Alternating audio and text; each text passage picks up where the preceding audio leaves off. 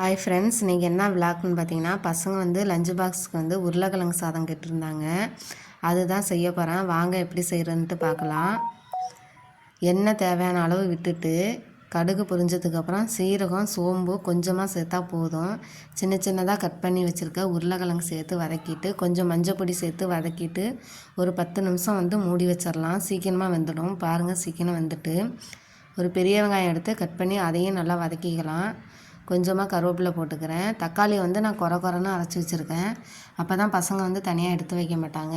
கொஞ்சமாக மிளகாத்தூள், கொஞ்சமாக மல்லிப்பொடி, காரம் வந்து அதிகமாக நான் சேர்க்கலை. கொஞ்சம் உப்பு போட்டு வதக்கிட்டு மூடி வச்சுருங்க. அது வெந்துடும் நல்லா. பச்சை ஸ்மெல்லாம் போயிடும். இப்போ ஆற வச்ச சாதத்தை எடுத்து நல்லா கலந்து விட்டு எடுத்துக்கலாம். கலந்து விட்டதுக்கப்புறம் நம்ம உப்பு இருக்கான்னு பார்த்துட்டு கொஞ்சம் கொத்தமல்லி தழை சேர்த்துக்கலாம். நல்லா டேஸ்ட்டாக இருக்கும்.